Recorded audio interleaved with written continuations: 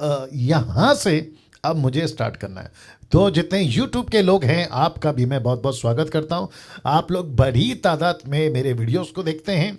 साथ ही साथ रिक्वेस्ट करता हूं कि चैनल को सब्सक्राइब करिए, आइकन बेल प्रेस करिए और याद रखिए कि डैनियल राज सोशल मीडिया से पैसे कमाने के लिए नहीं कह रहा है, बल्कि प्रभु का ज्ञान, सच्चा वचन, खरी शिक्षा, साउंड डॉक्ट्रिन लोगों तक पहुंचे उस वजह से कह रहा हूं। दूसरा कोई हिडन एजेंडा मेरा नहीं होता है। चलिए, डिसाइपलशिप ट्रेनिंग मकसद है equipping the universal church with sound doctrine और एपिसोड नंबर 7। नाउ सच्चा उद्धार क्या होता है, डे 1 यानी कि इस हफ्ते का बता चुका हूं। उसके बाद में उद्धार से क्या क्या प्राप्त होता है, यस्टरडे बता चुका हूं। अब विषय है ये वाला जिसको कहते हैं अपने उद्धार के मकसद को समझना। मैं रिपीट करता हूं कि अपने उद्धार के मकसद को समझना, जो कि लिखा है बहुत जरूरी है। बहुत ध्यान से देखिएगा, लिखा है बहुत जरूरी है उद्धार के मकसद को समझना या उद्धार के मकसद को समझना। ना मैं ऐसा क्यों कह रहा हूं, इंग्लिश में भी रखूंगा, मैं ऐसा क्यों कह रहा हूं क्योंकि आपका उद्धार हो गया, आपने समर्पण कर दिया, जो कि डे 1 को मैंने सिखाया था इसी वीक का। फिर कल यानी यस्टरडे हमने देखा कि क्या क्या प्राप्त होता है। टोटल 12 पॉइंट्स मैंने आपको बताए थे। जितने यूट्यूब के लोग हैं आप भी जानते हैं इस बात को। तो इसका मतलब है मेरा उद्धार हो गया, प्रेज गॉड, मेरे बेनिफिट्स मुझे पता चल गए, प्रेज गॉड। लेकिन अगर डीटी वाले यानी कि डिसाइपलशिप ट्रेनिंग वाले अगर मकसद को नहीं समझेंगे तो फिर आपको जो भी सिखाया है, चाहे वो गॉड का टॉपिक हो या फिर अभी तक का टॉपिक हो, वो सब का सब पानी में चला जाता है। दूसरे शब्दों में आपके लिए किसी प्रकार का अर्थ नहीं रहेगा। तो लिखा है understanding the purpose of salvation. या मैं रिपीट करता हूं, understanding the purpose of salvation. इसका मतलब है कि पृथ्वी का एक एक व्यक्ति को अपने सैल्वेशन का पर्पस समझना बहुत जरूरी है। वो चाहे कैथलिक हो, खैर कैथलिक को तो सच्चे उद्धार की जरूरत है, बट मैं कंटिन्यू कर रहा हूं, उनको क्या कहते हैं ना, गिनती में ले रहा हूं। साथ ही साथ आप जितने मेनलाइन चर्चेस हो, पेंटिकॉस्टल हो, इंडिपेंडेंट हो, कैरिस्मेटिक ग्रुप हो, या फिर आप जितने भी लोग हैं जो यीशु को मानते हैं, आप सभी को सैल्वेशन का पर्पस समझना बहुत जरूरी होगा। देखिए कैसे कहूं, जब तक किसी चीज को हम नहीं समझते, बाहर की बात कर रहा हूं, हम उसमें अपना हाथ नहीं डालते। अगर किसी ने कहा आप कंपनी ज्वाइन करो, तो आप क्या कहते हैं, ठीक है मेरे को ज्वाइन करना है, लेकिन मुझे सबसे पहले कंपनी का जो प्रोटोकॉल होता है या जो सिस्टम होता है वो समझाओ। अगर आप कन्विंस हो गए, आप अपना हाथ डालते हो, दूसरे शब्दों में आप कंपनी में ज्वाइंट होते हो। वैसे ही सैल्वेशन आपको चाहिए, आप हाथ उठा लेते टक्कर के, प्रभु मेरे को सैल्वेशन चाहिए, प्रभु मेरा उद्धार कर दे। ऊपर से प्रभु बोलता है बेटा उद्धार तो कर दूंगा, लेकिन उसकी कीमत चुकानी पड़ेगी। वाह, दूसरे शब्दों में आपको सैल्वेशन मुफ्त में मिल जाएगा, लेकिन उसके बाद आपको है ना एक एग्रीमेंट साइन करना है, साथ ही साथ आपको एक कॉन्ट्रैक्ट साइन करना है। मैंने नहीं डाला है फिर भी बोल देता हूं, कॉन्ट्रैक्ट साइन करना है। कॉन्ट्रैक्ट का मतलब समझते हैं, आप जब तक जिंदा हैं, बहुत बड़ी बात बोलने जा रहा हूं, आप जब तक जिंदा है आप कॉन्ट्रैक्ट से बंधे हुए हैं। अमेजिंग जीसस वापस बोलना पड़ेगा, आप जब तक जिंदा हैं आप तब तक इस कॉन्ट्रैक्ट से बंधे हुए हैं। और कॉन्ट्रैक्ट क्या है, कॉन्ट्रैक्ट क्या है, मैं आपके बीच में रखने जा रहा हूं। तो वापस से कहता हूं, understanding the purpose of salvation. अगर इसको नहीं समझाना तो फिर आप मसीह बन जाओगे और कोई मतलब नहीं रहेगा। नाउ ये जो पुस्तक है जिसको कहते हैं बाइबल, इस पुस्तक में स्पष्ट, मैं रिपीट करता हूं, इस पुस्तक में स्पष्ट है कि क्यों परमेश्वर ने हम सबका उद्धार किया। मैं फिर दोहरा देता हूं, इस पुस्तक में स्पष्ट है कि क्यों परमेश्वर ने हम सबका उद्धार किया। जैसे ही आप बाइबल पढ़ना शुरू करते हो, मैंने कैथलिक क्यों बोला पता है ना, क्योंकि कैथलिक भी बाइबल पढ़ते हैं, मैंने इसलिए कैथलिक को ऐड किया। मैंने मेनलाइन चर्च को क्यों ऐड किया, कैरिस्मेटिक, पेंटिकॉस्टल, आप जितने भी इंडिपेंडेंट के लोग हैं, आप सबको, जितने सो कॉल्ड क्रिश्चियन डिनोमिनेशन है, मैंने उन सबको इसलिए ऐड किया। यूट्यूब वालों आप भी सुनिएगा, क्योंकि इन सब के पास में बाइबल है। तो जो व्यक्ति बाइबल पढ़ता है या जो व्यक्ति बाइबल पढ़ता है, उस व्यक्ति को यह पता चलना ही चाहिए कि आपका उद्धार क्यों हुआ है। अगर वो नहीं समझे तो इसका मतलब है या तो आपके बाइबल, आप जो पढ़ रहे बाइबल में गड़बड़ है, ट्रांसलेशन में गड़बड़ है, या आप में गड़बड़ है। या वापस कहता हूँ, आपका बाइबल का ट्रांसलेशन में गड़बड़ है क्योंकि आपको वो ठीक से इंटरप्रेट करके नहीं दे रही है। लेकिन या अगर ये नहीं है, बाइबल बिल्कुल ठीक है, तो फिर आप में गड़बड़ है। तो इसका मतलब है कि जो भी व्यक्ति बाइबल पढ़ता है उसको सटीक एक्यूरेट पता चल जाता है कि उसने, परमेश्वर ने उसका उद्धार क्यों करवाया। तो इस मुद्दे पे, क्योंकि डीटी चल रही है, डिसाइपलशिप ट्रेनिंग चल रही है, मेरा फर्ज है, मैंने डे 1 से कहा था, एपिसोड 1 से कहा था कि डैनियल राज किसी प्रकार का कॉम्प्रोमाइज, गद्दारी, मैनिपुलेट, स्क्रिप्चर को ट्विस्ट करना, ऐसा कुछ नहीं करेगा टिल दी एंड। सिर्फ डीटी नहीं, मेरे खुद की बात कर रहा हूं। मैं जब तक जिंदा हूं तब तक ये कॉम्प्रोमाइज मैं नहीं करूंगा। और इसके ऊपर मैं मेहनत इसलिए करता हूं, यूट्यूब वालों आप भी सुने, मैं मेहनत इसलिए करता हूं ताकि किसी को मैं मौका नहीं दूं। अभी विचित्र प्राणी ने एक बार कॉल किया था मुझे, अमेरिका से या फिर कनाडा से था वो, निर्जला जी आपके शहर से। वो मुझे कहता है कि डैनियल भाई आप डेप्थ में नहीं जा रहे हो। मैंने बोला कौन सा विषय? तो विषय तो वो खैर नहीं बता पाया। वो कहता है कि बपतिस्मा का जो है ना, आपने कॉन्सेप्ट समझाया था यीशु के नाम से। मैंने कहा आप कौन से नाम से बपतिस्मा देते हो? बोला यीशु का। मैंने कहा अच्छी बात है, तो फिर आपका बच गया बैंड। दूसरे शब्दों में, आप मत्ती 28 का 18 को आपने कभी नहीं पढ़ा और मुझे कहते हो कि डेप्थ में जाना चाहिए। तो ऐसे विचित्र प्राणी लोग हैं मसीह समाज के अंदर, जो कि संडे को इसके ऊपर मैं बात करूंगा और बहुत जल्दी रखूंगा आपके बीच में उसका लीफलेट या फिर हैंडबिल जो होता है फेसबुक पे डालता हूं। तो फिर से कहता हूं कि हम सभी को बाइबल पढ़ने से पता चल जाता है कि बाइबल क्या कहती है उद्धार के विषय में। ना, एक चित्र आपके बीच में रख रहा हूं, शुक्रिया, एक चित्र आपके बीच में रख रहा हूं। यह बात अलग है कि मेरा जो नेक्स्ट स्लाइड आने वाला होता है वो आप लोगों को सब दिख जाता है। मैं सोच के बैठता हूं कि सस्पेंस क्रिएट करूं, लेकिन नहीं हो रहा है, कोई बात नहीं। नाउ आप देख सकते हैं कि परमेश्वर का हाथ है और नीचे लेटा हुआ एक आदमी है जिसको कहते हैं फर्स्ट मैन, जिसका नाम परमेश्वर ने आदम, जिसका मतलब होता है मैन, ओके, तो मनुष्य या पुरुष, ठीक है ना। अब उत्पत्ति 1 का 26, the book of Genesis chapter 1 verse 26 में क्या लिखा है देखिए। फिर परमेश्वर ने कहा, और याद रखो ये पहला आदमी है, फिर परमेश्वर ने कहा, और इसमें क्या मिलेगा, मकसद मिलेगा, इसलिए पढ़वा रहा हूं। लिखा है परमेश्वर ने कहा हम, यानी कि प्लूरल वर्ड है, एलोहिम की बात हो रही है, ट्रायून गॉड की बात हो रही है, फादर सन होली स्पिरिट की बात हो रही है। लिखा है कि हम मनुष्य को अपने स्वरूप के अनुसार अपनी समानता में बनाएं, और वे समंदर की मछलियों, आकाश के पक्षियों, घरेलू पशुओं और सारी पृथ्वी और सब रेंगने वाले जंतुओं पर जो पृथ्वी पर रेंगती हैं अधिकार रखे। ओ ओ ओ ओ वापस आ रहा हूं, शब्द पे ध्यान दीजिए, क्या लिखा है, अधिकार रखे। तो इसका मतलब है कि आदम को मट्टी से बनाकर परमेश्वर ने अदन के बगीचे में डालकर उसके हड्डी से उसके लिए पत्नी बनाकर उनको दोनों को एप्पल सब्जी ये खाने के लिए नहीं भेजा है, उनको रखा है एक मकसद के साथ, और मकसद कंटिन्यू हो रहा है अगले स्क्रिप्चर में। वचन 27 लिखा है कि तब परमेश्वर ने मनुष्य को अपने स्वरूप के अनुसार उत्पन्न किया, यानी कि क्रिएट किया, अपने ही स्वरूप के अनुसार परमेश्वर ने उत्पन्न किया। लिखा है नर और नारी करके उनको, उनकी सृष्टि की, मनुष्यों की सृष्टि की। अब इसको देखिए, जिसको मैंने फॉन्ट बड़ा किया है, लिखा है 28 में, द वर्ड 28 क्या कहता है देखिएगा। परमेश्वर ने उनको आशीष दी और उनसे कहा, बहुत ध्यान से सुनिए, उनसे कहा, किससे कहा, आदम से कहा, हव्वा से कहा और दोनों से कहा। कुछ लोग कहते हैं कि नहीं, सेवा सिर्फ पुरुषों की है। नहीं भैया, पुरुषों की भी है और महिलाओं की भी है। परमेश्वर ने दोनों को सेवा दी है। कल किसी से बहस हो रही थी, बहस मतलब बात ही कर रहे थे, नाम नहीं लूंगा, अभी आपके डीटी में है वो भाई साहब।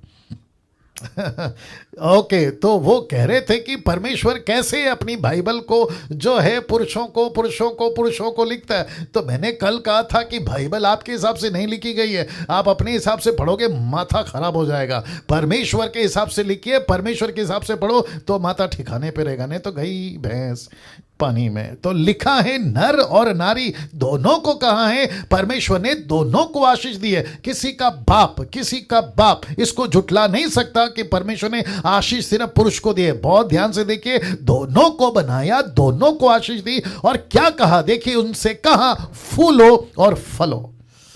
वापस कहता हूं, लिखा है फूलो और फलो, आखिरी लाइन लिखा है पृथ्वी में भर जाओ।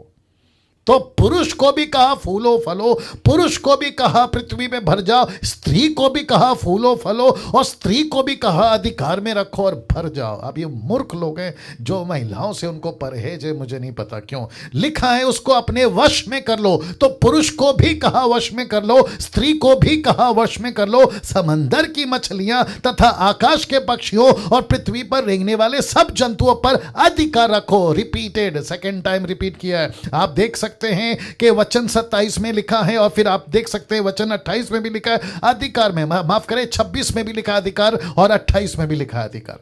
तो दोनों को का अधिकार। तो इस प्लैनेट के ऊपर, इस ग्रह के ऊपर जितना पावरफुल पुरुष है उतना ही पावरफुल स्त्री है। या वंडरफुल जीसस, वंडरफुल जीसस। काफी लोग जुड़े हैं, काफी लोग जुड़े हैं। अभी एस्तर जी भी दिख रही हैं, काफ़ी लोग दिख रहे हैं। सबका नाम नहीं ले सकता हूं, बट आप लोग सब दिख रहे हैं और बहुत अच्छे लग रहे हैं आप लोग, वंडरफुल। नाउ वापस आता हूं, क्या ये कॉन्सेप्ट अभी तक आपको समझ में आ गया कि पृथ्वी का पहला व्यक्ति को भी यही पर्पस था कि भाई तुझे बनाया क्यों है इस पृथ्वी पे।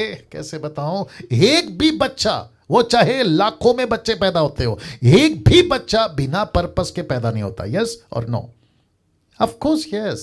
परमेश्वर हर बच्चे को, हिंदू का, मुस्लिम का, सिख का, ईसाई का, बुद्धिस्ट का, पारसी का, इसका उसका, अमीर का, गरीब का, रोडपति करोड़पति, ऐसा वाला वैसा वाला पैसा वाला, इन सब के बच्चों को जब पैदा कराता है तो एक पर्पस के साथ पैदा कराता है। और वो पर्पस परमेश्वर को जानना। इसी जिंदा रहते हैं शरीर में, अगर परमेश्वर को जाना तो भला, नहीं तो चला। नहीं तो चला।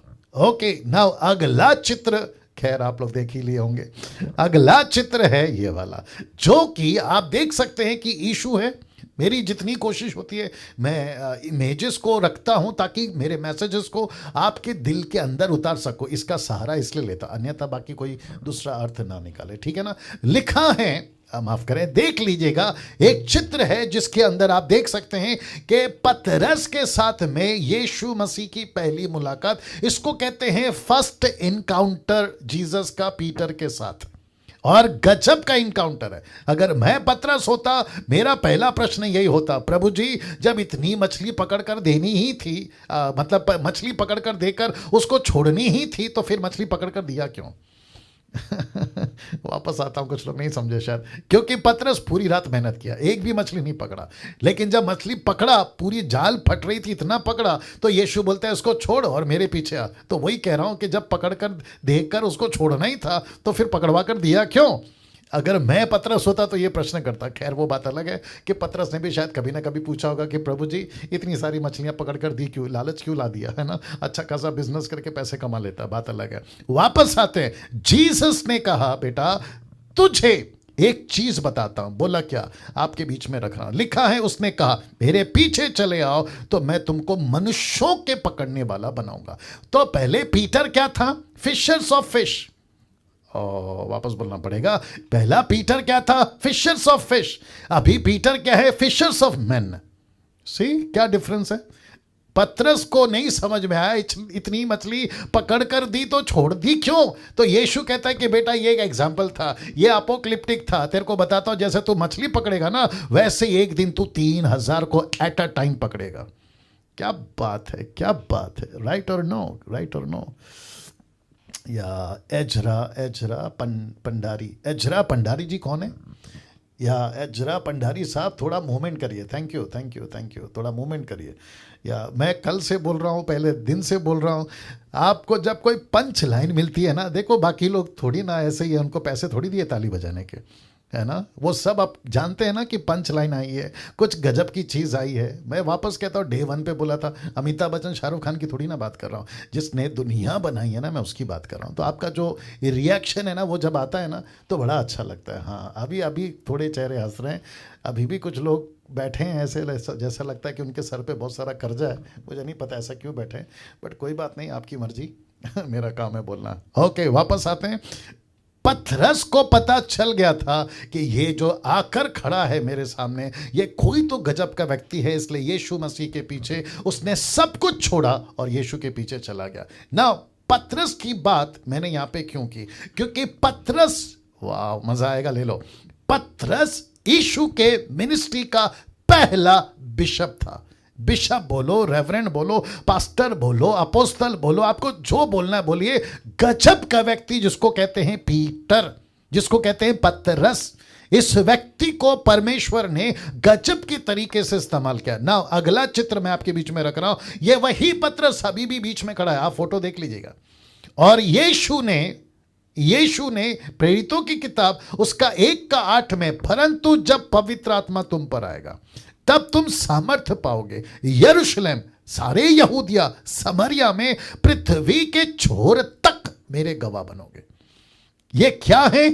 जिसका उद्धार हो गया उसका ये पर्पस है। ये क्या है? ये डैनियल राज का पर्पस है, ये निर्जला जी का पर्पस है, ये जितने जुड़े हैं हम सब का पर्पस है कि इस वजह से हमने यीशु को अपना जीवन दिया कि आसपास का क्षेत्र, आसपास का इलाका, आसपास के लोग, जहां तक किसी का यरूशलेम, किसी का यहूदिया, किसी का समरिया, किसी का पृथ्वी के छोर तक के लोगों को गवाह बनाना, यह हमारा मकसद है, ये हमारा मकसद है। मैं वापस कहता हूं कि यीशु का आखिरी शब्द उठा लिए जाने से पहले यीशु का आखिरी शब्द था ये, दैट्स इट। क्योंकि 9वें वचन में उठा लिए गए, 10वें वचन और 11वें वचन में ये वहीं खड़े हैं, 2 पुरुष आते हैं और कहते हैं कि ऊपर क्यों देख रहे हो, जो गया है जैसा आएगा वैसा।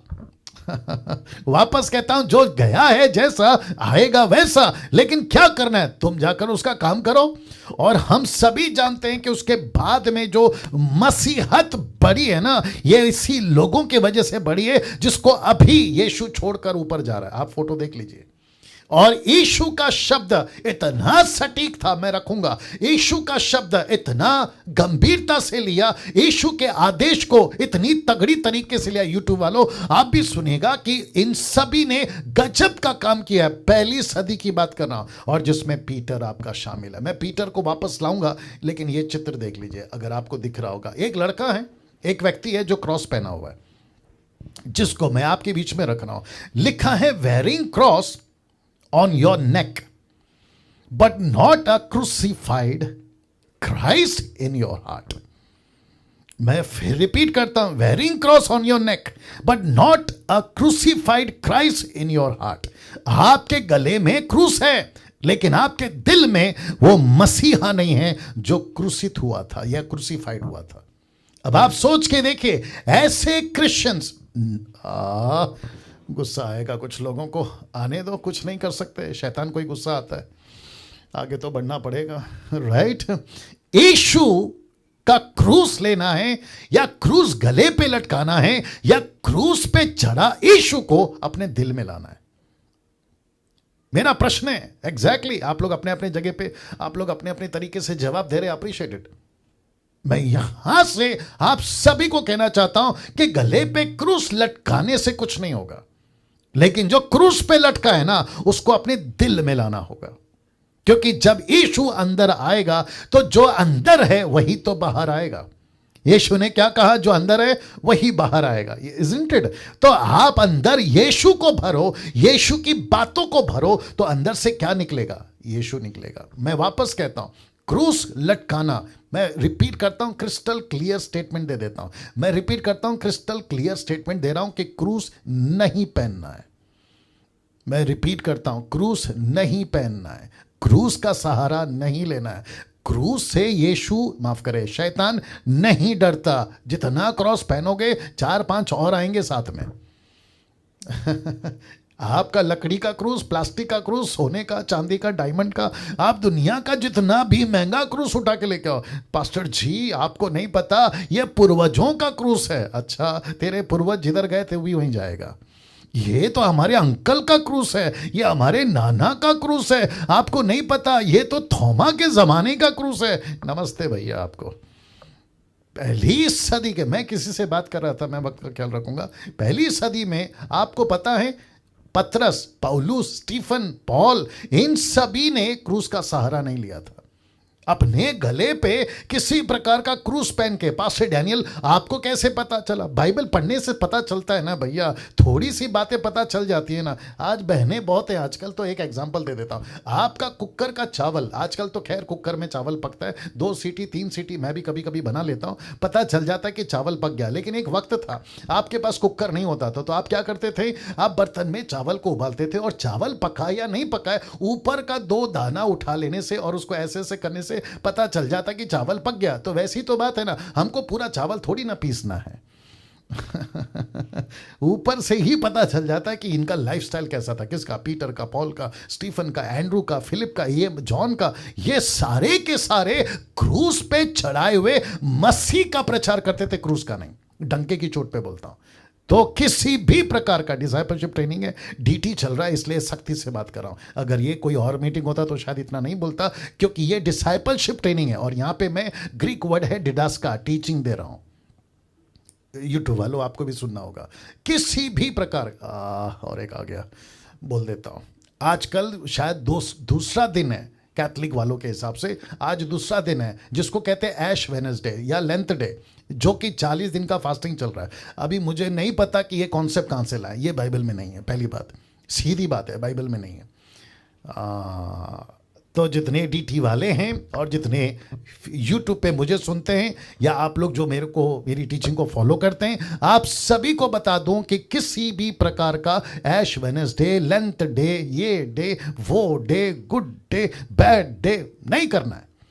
यीशु एक बार पैदा हुआ, एक बार मरा और हमेशा के लिए जिंदा है। ये 40 दिन का फास्टिंग तो ये तो क्या कहते हैं ना, रिलीजियस एक्टिविटीज हो गया, और हम तो रिलीजन नहीं है।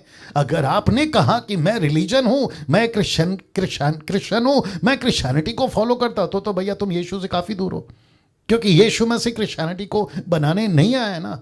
हम सब जाति जाति के लोग हैं ना, हम सब का उद्धार कराना है। मैं इसके ऊपर ज़्यादा बोलूँगा नहीं तो बाकी पॉइंट छूट जाएगा। लेकिन थोड़ा सा इशारा दे दिया हूँ, किसी प्रकार का फास्टिंग जब तक प्रभु नहीं कहता नहीं करना। वापस बोलना पड़ेगा, फास्टिंग जब तक प्रभु नहीं कहता नहीं करना। जब तक होली स्पिरिट आपको लीड नहीं करता तब तक फास्टिंग नहीं करना। फास्टिंग जीसस को कौन करवाया? पवित्र आत्मा ने। आप बाइबल को उठा के देख लीजिएगा, जब जब लोगों ने प्रार्थना करी, उपवास करिए, परमेश्वर ने कहा तब करिए। तो आपको और मुझे भी देखो क्या करूं मैं आपके साथ। आपको फास्टिंग का शौक है, आप जरूर करिए। बाद में बीमार होकर प्रभु से प्रार्थना नहीं करना, फिर प्रभु ऊपर से बोलेगा मैंने बोला था कि फास्टिंग करने नहीं, तो तूने क्यों किया? आ बैल मुझे मार, ये वाला काम हो गया। फिर हद हो गई यार। मिनिस्ट्री करनी है, प्रभु से पूछो। फास्टिंग करनी है, प्रभु से पूछो। घंटों बैठना है प्रार्थना में, प्रभु से पूछो। और एक आ गया, किसी प्रकार की ड्यूटी नहीं करना है। 2 घंटा ड्यूटी करना, प्रभु 2 घंटा प्रार्थना किया अब दे। ऊपर से परमेश्वर बोलता है 2 घंटा प्रार्थना करके मेहरबानी किया मेरे ऊपर। ये तरीका नहीं होता ना साहब। आपको परमेश्वर के रिलेशनशिप में चलना है, आपको प्रभु से पूछना है। इसलिए तो लिखा है ना, प्रभु को जो भाए। इफिशियंस चैप्टर 5 वर्स 10 क्या लिखा है? जो प्रभु को पसंद है वो करो। आपको पसंद है, डिनोमिनेशन को पसंद है, आपके सीनियर पास्टर को पसंद है, इसलिए मत करते बैठो। आपके पूर्वजों से चला रहा है इसलिए मत करते बैठो। प्रभु को पूछो। प्रभु कहता है, डंके की चोट पे कहता हूं करो, किसी को मत डरो।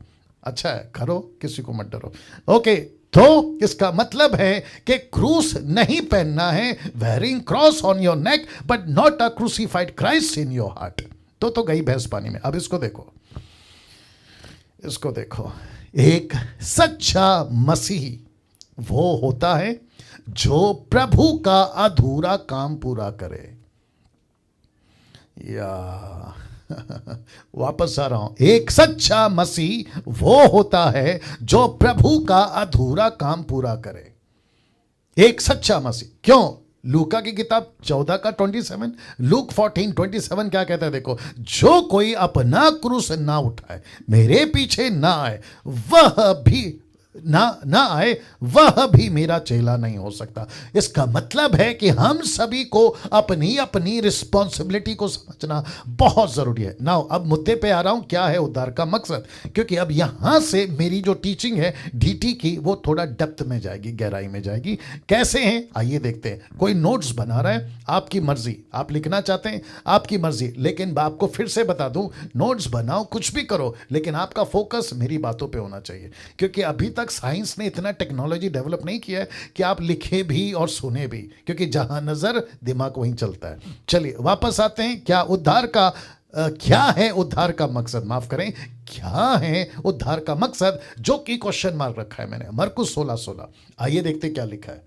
मरकुस 16:16, आइए देखते क्या लिखा है ना। लिखा है, ओके 400 के ऊपर आगे आंकड़ा धीरे धीरे आ रहा है। ओके, लिखा है जो विश्वास करे और बपतिस्मा ले उसी का उद्धार होगा। तो यहां तक तो ठीक है। रिपीट करता हूं कि जो विश्वास करे और बपतिस्मा ले उसी का उद्धार होगा। मुझे यही चाहिए। अब परंतु जो विश्वास ना करे वो नाश होगा या दोषी ठहराया जाएगा, वो अभी मुझे नहीं चाहिए, जिसको कहते हैं बी पार्ट। मुझे चाहिए ए पार्ट। कहता है विश्वास करे बपतिस्मा ले उसी का उद्धार होगा। तो जिसका उद्धार होगा, कैसे पता चलेगा कि इसका उद्धार हो गया? What is the certificate, what is the proof? तो कहीं नहीं जाना है, नेक्स्ट वर्ड पढ़ो, आपको पता चल जाएगा। और इसको कहते हैं दूध का दूध, पानी का पानी। कोई तो बना के लाओ चाय, जिसका नाम है रानी। ओके, वापस आते हैं और आगे बढ़ाते हैं अपनी कहानी। ओके, वापस कहता हूं कि जो विश्वास करे बपतिस्मा ले उसी का उद्धार होगा। प्रूफ क्या है कि मेरा उद्धार हो गया? ये देखिए, लिखा है विश्वास करने वालों में ये चिन्ह है। This is the sign, these are the sign. मैं रिपीट करता हूं कि जिसका भी उद्धार हो गया है, ये उसकी निशानी है। मैंने इसलिए कहा कि मैं भी डेप्थ में जा रहा हूं, मैं गहराई पे जा रहा हूं। अगर कोई अनिल, सुनील, अनीता, कविता, सुनीता, राकेश, मुकेश, अनिल, सलीम, सलमान, अगर कोई भी कहता है कि मेरा उद्धार हो गया है, तो उसको प्रूफ करना होगा कि यस मेरा उद्धार हो गया। तो प्रूफ क्या है? ये देखो, प्रूफ है। लिखता है वे मेरे नाम से दुष्ट आत्मा को निकालेंगे, नंबर 1। नंबर 2, नई नई भाषा बोलेंगे, सांपों को उठा लेंगे, यदि वे नाशक वस्तु भी पी जाए तो भी उनकी कुछ हानि ना होगी, वे बीमारों पर हाथ रखेंगे और वो चंगे हो जाएंगे। और कॉन्टेक्स्ट क्या कहता है, बहुत ध्यान से सुनना। कॉन्टेक्स्ट मतलब संदर्भ। कॉन्टेक्स्ट कहता है कि जिसका भी उद्धार हो गया है वो बाहर निकलेगा। जब वो बाहर निकलेगा, चर्च स्टार्ट करेगा, आत्मा बचाएगा, चेला बनाएगा, तो वो आदमी जो अविश्वासी कोई भी हो, उसके अंदर दुष्टात्मा होगी, तो उसको दुष्टात्मा को निकालने का हक होगा। और जिसने और एक आ गया, सुनो सुनो सुनो, वापस पीछे जा रहा हूं। ये जो शब्द है ना, जो विश्वास करे, ये जो पहला शब्द है ना, इंग्लिश वर्ड है हु सो मे बी या हु सो एवर। ये जो शब्द है ना, हु या हु मे बी, ये जो शब्द है ना, जो, इसमें पुरुष और स्त्री दोनों है। ओ ओ ओ ओ ओ ओ ओ, वापस आना पड़ेगा। मैं रिपीट करता हूं कि जो में पुरुष भी है और स्त्री भी है। अगर कोई कहता है कि सिर्फ पुरुष है, तो इसका मतलब है कि उद्धार सिर्फ पुरुषों के लिए, तो गलत हो जाएगा। बपतिस्मा सिर्फ पुरुषों के लिए, यह भी गलत हो जाएगा। तो लिखा है जो विश्वास करे, पुरुष हो या स्त्री, लड़का हो या लड़की, बशर्ते होश में हो, अपने एहसास में हो, उसको सेंस हो कि पाप क्या है, दुनिया क्या है, ताकि वो समझ सके। ठीक है ना? तो लिखा है जो विश्वास करे बपतिस्मा ले उसी का उद्धार होगा। तो ये जो उसी का उद्धार होगा, इसमें पुरुष भी है, स्त्री भी है। अब पास्टर डैनियल आपने क्यों कहा, बताता हूं। क्योंकि वचन 17 कहता है कि जिसका उद्धार हो गया, पुरुष या स्त्री हो, उसकी यह निशानी है कि वो मेरे नाम से दुष्ट आत्मा निकालेगा। तो पुरुष भी, अभी जरा मजबूत हो जाओ, थैंक यू निर्जला जी, आप जरा तैयार हो जाओ। पुरुष भी दुष्ट आत्मा निकाल सकता है, स्त्री भी दुष्ट आत्मा निकाल सकती है। वाह, काफी लोग रिस्पांस दे रहे हैं, काफी लोग। ये चार्ल्स कच्चप, या आप लोग भी ताली बजाओ सर, आप लोग भी ताली बजाओ। जीएसटी नहीं लगेगा। जीएसटी नहीं लगेगा। या वापस आ रहा हूं। ऐसा लिखा है कि जो विश्वास करे उसकी निशानी है कि वो दुष्ट आत्मा निकालेगा। तो पुरुष भी दुष्ट आत्मा निकाल सकता है, स्त्री भी दुष्ट आत्मा निकाल सकती है। अभी और एक बताता हूं, जो विचित्र प्राणी मेरे घर में बैठा है, उसका नाम है विवेक, जो अभी वर्शिप लीड कर रहा था। एक वक्त था, मुझे लगता है कि कुछ 3-4 साल पुरानी बात है, एक स्त्री थी, उसको दुष्टात्मा लगा था। और मेरी जो मीटिंग चलती थी, तभी कोरोना वायरस नहीं हुआ था, मीटिंग चलती थी 3rd फ्लोर में। ये व्यक्ति मेरे पास आकर कहता है कि पास्टर जी नीचे आओ। मैंने बोला क्यों? बोला उसको दुष्टात्मा पकड़ा, ऊपर नहीं आ रही है। मैंने कहा तू ही लेके आ। इसका मतलब आप नहीं समझे, मैं आपको बताता हूँ। कभी कभी हम सोचते हैं कि पास्टर ही दुष्ट आत्मा निकाल सकता है। आपको बताता चलूं कि अगर उद्धार पाया हुआ व्यक्ति, बपतिस्मा लिया हुआ व्यक्ति, प्रभु को जीवन दिया हुआ व्यक्ति, अगर 3 महीना, 6 महीना, 1 साल का भी फ्रेश बेबी क्रिश्चियन है, वो तक दुष्ट आत्मा निकाल सकता है। ओ ओ ओ ओ ओ ओ पास्टर डैनियल, दुष्ट आत्मा निकालने के लिए मुझे करना क्या होगा? कुछ नहीं करना है बेटा। दुष्ट आत्मा का नाम, यीशु मसीह का नाम जब दुष्ट आत्मा निकल सुनती है तो वो खुद ही निकल जाती है। तुम क्यों मेहनत कर रहे हो? क्या बात है, क्या बात है। See how wonderful is Jesus. कितना अद्भुत है परमेश्वर। दुष्ट आत्मा निकाल सकते हैं। और एक आ गया, बोल देता हूं, बहुत ध्यान से सुनिएगा। दुष्ट आत्मा का जिक्र पहला क्यों? Why the demons are first. इनका ही चिन्ह पहला क्यों? क्योंकि उन दिनों में दुष्ट आत्माएं बहुत थी। मैं आपको बताता हूं क्यों। क्योंकि डीटी चल रहा है इसलिए बता रहा हूं, ठीक है ना? नहीं तो नहीं बताता। आपको याद होगा ना, द बुक ऑफ मलाकी की पुस्तक और मती की पुस्तक के बीच में 400 साल का गैप है, जिसको कहते हैं डार्क ईयर्स या डार्क पीरियड टाइम, ऐसा कुछ कहते हैं, ठीक है ना? मलाकी से मत्ती तक की पुस्तक में 400 साल का गैप है। ये 400 साल में परमेश्वर का कोई फरिश्ता नीचे नहीं आया। इन 400 साल में ऊपर से किसी नबी को नहीं भेजा। इन 400 सालों में किसी प्रकार का कोई मूवमेंट परमेश्वर की ओर से नहीं था। तो ये 400 सालों के दरमियान में हिस्ट्री बताती है, और हम सभी भी जानते हैं कि गैप अच्छा खासा है, जिसके चलते दुष्ट आत्माओं का कब्जा बहुत जोरों से था।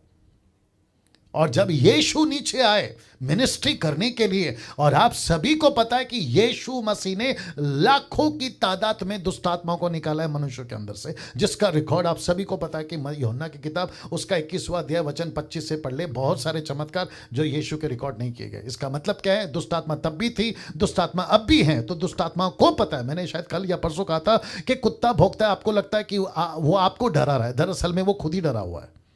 वैसे ही दुष्ट आत्माएं जब आती है ना किसी के अंदर, तो आपको लगता है कि यह अभी मुझे हानि करेगा। नहीं, वो दरअसल उसकी हानि होगी, वो ये सोचकर चिल्ला रही होती है, ये चिल्ला रहा होता है।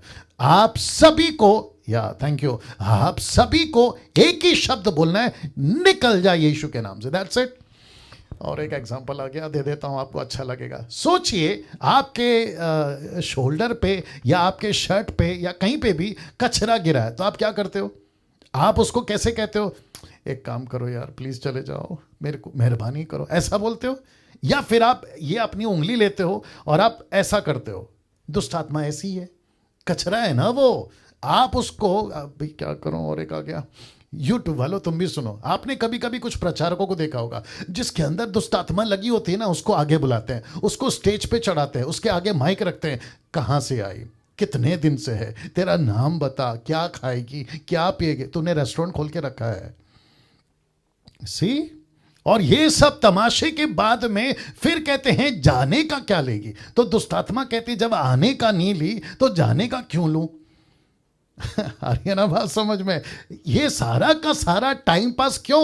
वो भी एक दुष्ट आत्मा के पीछे। उसको पुलपिट पे चढ़ाएंगे, उसको स्टेज पे चढ़ाएंगे, फिर उसकी छोटी सी वीडियो बनती है कि प्रभु के दास ने देखो कैसे दुष्ट आत्मा निकाला। हमको क्यों देखना है दुष्ट आत्मा निकाला? ऐसी कोई वीडियो अपलोड करो जहां आत्मा बच रही है, लोगों का उद्धार हो रहा है, किसी ने अपना जीवन प्रभु को दिया। ऐसी वीडियो बनाओ तो हमको भी मजा आता है। जा जाके दुष्ट आत्मा का चेहरा, हमको क्या करना है? दुष्ट आत्मा ने क्या बोला? नहीं चाहिए बकवास।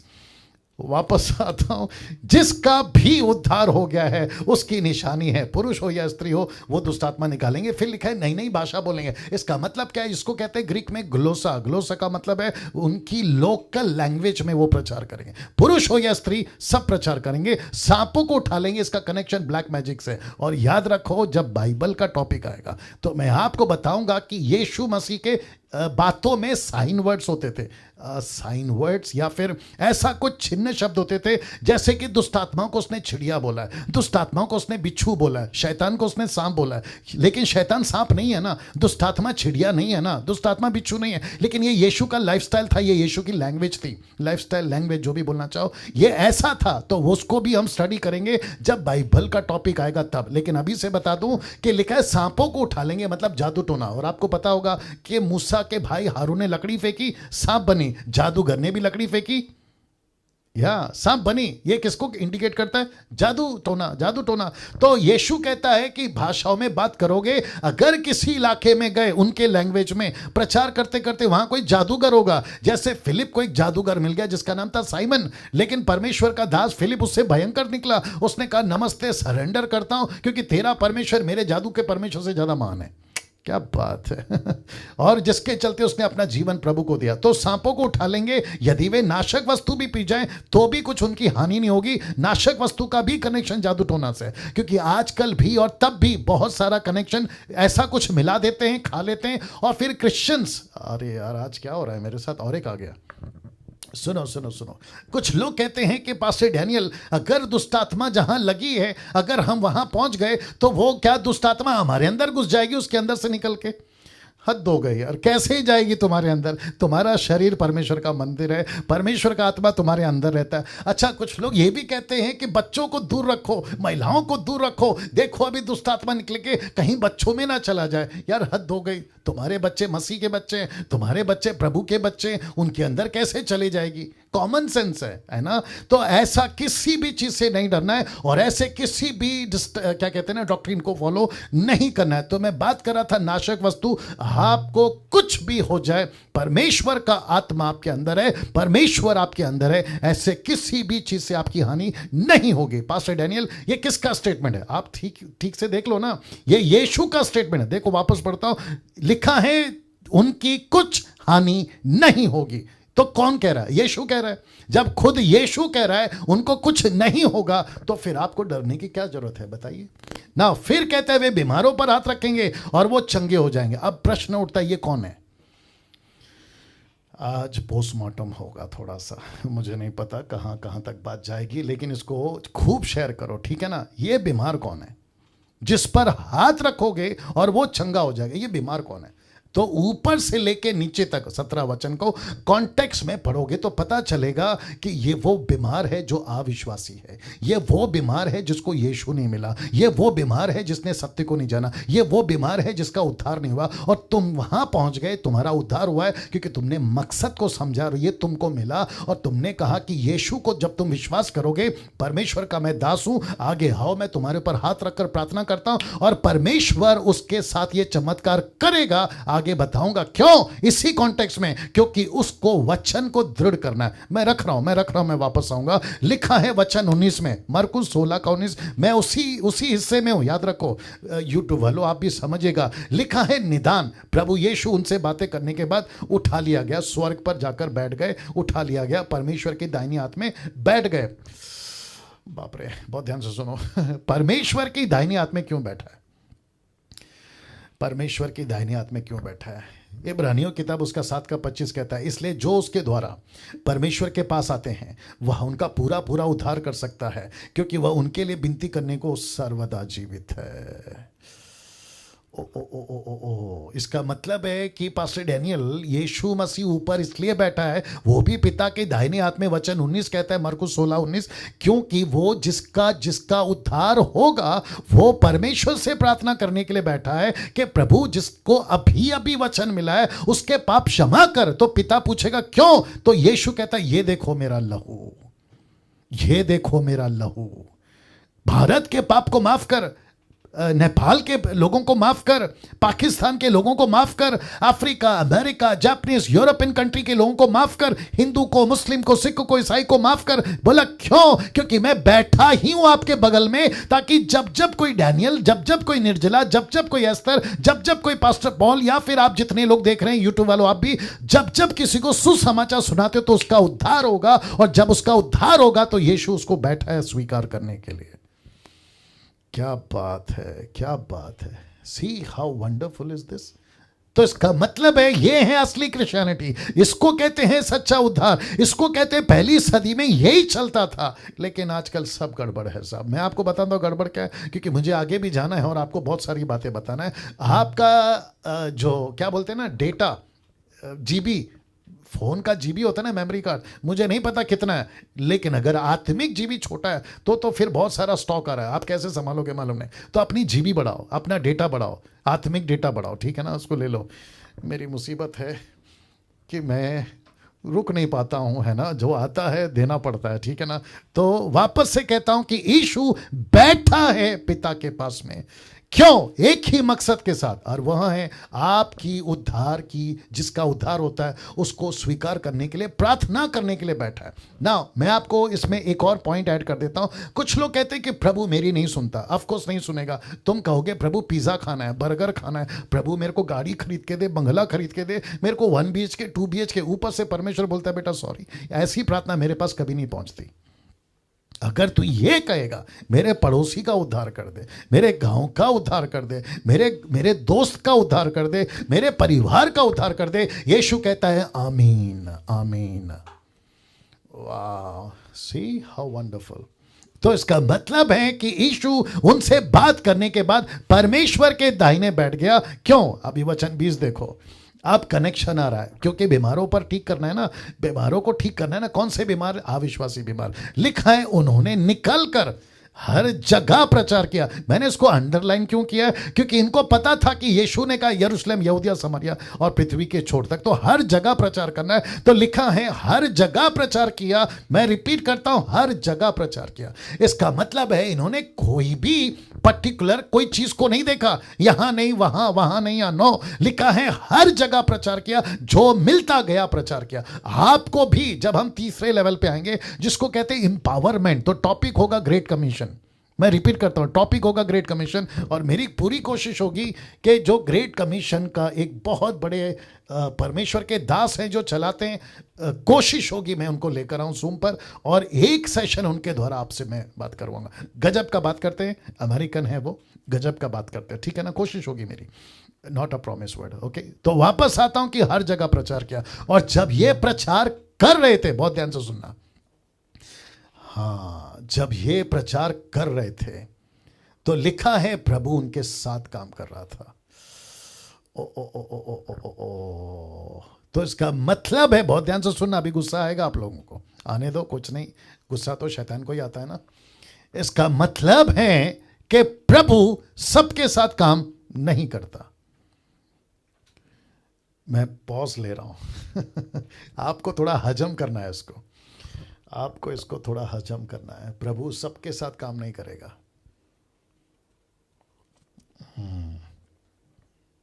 प्रभु सबके साथ काम नहीं करेगा। बहुत पर्टिकुलर है प्रभु, बहुत पर्टिकुलर है, टाइम पास नहीं करता। आपको याद है ना, पतरस ने पूछा था ना, प्रेरितों की किताब उसके पहले अध्याय वचन 3, 4, 5 में, प्रभु अंत का दिन कब आएगा, इज़राइल को राज्य कब फेरेगा? यीशु ने मुंह तोड़ जवाब दिया, बोला मुंह बंद कर, ये काम तेरा नहीं है। बोला कि नहीं बोला? साथ ही साथ जब 3.5 साल मरने से पहले राइट में कौन बैठेगा, लेफ्ट में कौन बैठेगा, तो यीशु मसीह ने बोला वो काम मेरा नहीं है तेरे को बताने का, वो परमेश्वर का काम है। ऐसा परमेश्वर है जो चीज, क्या करूं आप खुद भी बकवास नहीं करते हो कभी? आपका दोस्त मिल जाता है ना रास्ते में या घर पर, आज तो वायरस चल रहा है आजकल, सबका लॉकडाउन चला है, घर पर अगर कोई आ भी गया, मैं आपके घर पर आ रहा हूं, तो फिर आप पूछते हो क्यों आ रहे हो? पूछते हो कि नहीं पूछते हो? अच्छा, घर पर आ गया आप अभी आपको कैसा लगेगा पता नहीं, आप वेट करते ये कब जाएगा, कब? अगर बकवास कर रहा हो तब। अगर इंटरेस्टिंग बात हो आप बैठ के सुनते हो, आपकी बात हो आप बैठ के सुनते हो। ये इंसान की फितरत है। सोच के देखो, ऊपर बैठा परमेश्वर बोलता होगा तू सुबह से लेकर शाम तक मुझे कहता रहता है मेरे बच्चे स्कूल गए उसका ख्याल रख, मेरा पत्नी बाहर गए उसका ख्याल रख, मेरा पति बाहर गया उसका ख्याल रख, मेरे घर का राशन है। ऊपर से परमेश्वर बोलता है तेरे बाप का नौकर हूं क्या?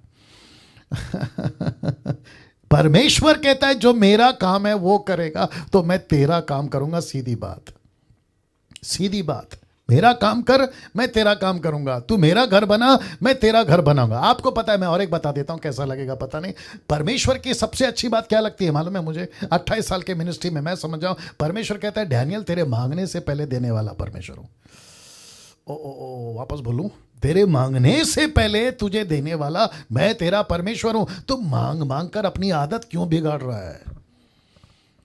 हो, आज बहुत सारा कंटेंट मिल रहा है। थैंक यू एजरा साहब, आप थोड़ा हरकत में आए, अभी अच्छा लग रहा है।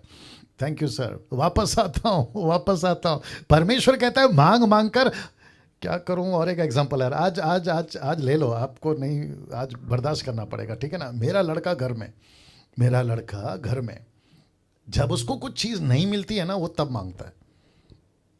कुछ चीज नहीं मिलती है ना, तब मांगता है। फिर वो पूछता है ये कहाँ रखा है, वो कहाँ रखा है, ये कहाँ रखा है। लेकिन जो चीज उसको पता है, मैं आपको सच बता रहा हूं, मैं कभी वीडियो बना के भेज दूंगा, वो खुद ही जाता है, सब ढूंढता है, पूरा ले लेता है। हम मसीह लोग भी ऐसे ही हैं, और ऐसे ही होना चाहिए। जब आपको पता है कि हर चीज परमेश्वर ने पहले से रखी है, तो आदत क्यों बिगाड़ रहे हो मांगने का? खुद भी बिगड़ रहे हो। हम जैसे को प्रार्थना करके कहते हो कि पास्टर जी प्रार्थना करो, मेरा ये ठीक हो जाए, वो ठीक हो जाए, ऊपर से परमेश्वर बोलता है बेटा मेरे से डायरेक्ट मांग। क्या बात है, क्या बात है। लिखा है हर जगह प्रचार किया और प्रभु उनके साथ काम करता रहा। तो मैं फिर कहता हूं कि प्रभु सबके साथ काम नहीं करता, प्रभु उसी के साथ काम करता है जिसके साथ कोई प्रभु के साथ काम करता है। लिखा है और उन चिन्हों के द्वारा जो साथ साथ होते थे। इसका मतलब क्या है? जो प्रचार करेगा वही चमत्कार करेगा। वापस बोलना पड़ेगा शायद, मैं रिपीट करता हूं कि जो प्रचार करेगा वही चमत्कार करेगा। तो प्रचार पहला है, चमत्कार पहला है, बाद में, माफ करें, प्रचार पहला, चमत्कार बाद में। क्यों? प्रूफ करता हूं कि आपको चमत्कार क्यों चाहिए। लिखा है वचन को दृढ़ करता है, वचन को दृढ़ करता रहा। कौन? परमेश्वर का वचन। परमेश्वर का वचन को दृढ़ कौन करता रहा? चमत्कार। चमत्कार का पर्पस है कि प्रचार पहले, चमत्कार बाद में।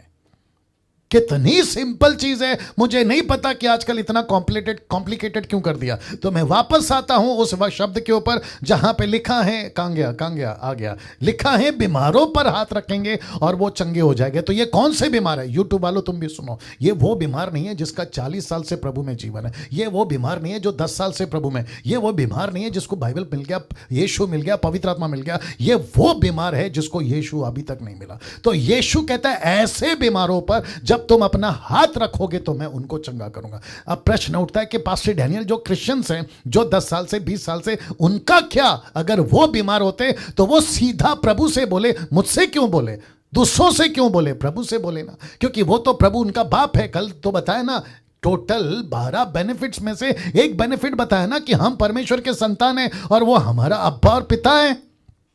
हम दूसरों को प्रार्थना निवेदन क्यों दें? हम क्यों ना यीशु को कहें कि प्रभु मैं बीमार हूं, मुझे ठीक कर। और बात बीमारी की तो दूर तक की है, ऐसी हरकतें ही क्यों करते कि तुम बीमार पड़ जाओ, ऐसी हरकतें ही क्यों करते कि तुम मुसीबत में आ जाओ, ऐसी हरकतें ही क्यों करते कि तुमको तकलीफ आ जाए। तो प्रभु कहता है मेरे साथ चलोगे तो सुरक्षित रहोगे। और एक आ गया, क्या करूं? एक सेकंड दीजिए, एक सेकंड दीजिए। या जो लोग ताली बजा रहे हैं अप्रिशिएट करता हूं। या ये जो पीटर ट्रीके जी, क्या नाम क्या है सर? आप भी थोड़ा हरकत करिए भैया। या वापस आ रहा हूं, वापस कह देता हूं, बहुत ध्यान से सुनिएगा।